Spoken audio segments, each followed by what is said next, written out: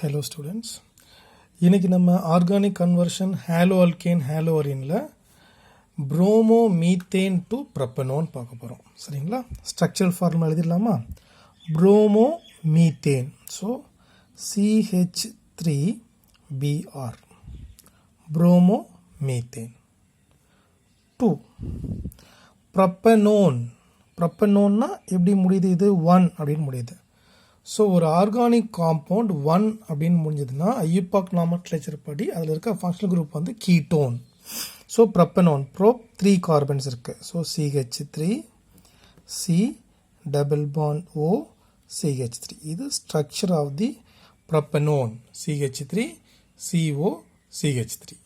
Okay, இந்த bromo மீத்தேன்லேருந்து propanone எடுத்து வரணும். ஓகே, ஸோ ஃபஸ்ட்டு ஸ்டெப் என்னென்னா CH3Br எழுதிட்டோம். நல்லா கவனிச்சிங்க, இங்கே Br வெளியில் போகணும். அது போக நமக்கு 2 கார்பன் உள்ளே வர வேண்டியிருக்கு. எக்ஸ்ட்ராவாக கார்பன் உள்ளே வரணும். ஓகே, ஸோ எப்போவுமே வந்து இங்கே ஒரு Br இருக்குது. Okay, halide ion. Okay, it's a nucleophile. இதை நம்ம எடுக்கணும் அப்படின்னா எடுக்கணும், ப்ளஸ் நமக்கு இன்னொரு கார்பன் வேறு வேணும். அப்போ நம்ம ப்ரிஃபரபிள் ஒரு ரீஏஜெண்ட் வந்து KCN பொட்டாசியம் சயனைடு. ஓகே, நம்ம அப்படி பொட்டாசியம் சயனைடு போடுறப்போ இந்த சயனைடு இருக்கு இல்லைங்களா, இது K + Cn-. இதுவும் ஒரு நியூக்ளியோஃபைல். இது nucleophile. Br - Cn-. So substitution நடந்துடும். ஸோ CH3Cn மீத்தைல் சயனைடு கிடச்சிட்டோம். ஸோ நம்ம எக்ஸ்ட்ரா இன்னொரு கார்பனை எடுத்து வந்துட்டோம். ஓகேங்களா? ஸோ செகண்ட் ஸ்டெப்பில் அந்த மீத்தைல் சயனைடு எடுத்துட்டோம். இப்போ இன்னொரு கார்பன் வேறு கொண்டு வரணும். நமக்கு ப்ராடக்டில் 3 கார்பன்ஸ் வேணும். அப்போ இன்னொரு கார்பன் எடுத்து வரணும். அதுக்கு என்ன ரியேஜன் நம்ம சூஸ் பண்ணால், ஜென்ரலாக எந்த ஒரு ஆர்கானிக் கிளாஸ் ஆஃப் காம்பவுண்ட்ஸ்லையுமே கன்வர்ஷனில் எக்ஸ்ட்ரா ஒரு கார்பன் கொண்டு வரணும் அப்படின்னா ஒரு preferable reagent Grignard reagent CH3MgBr.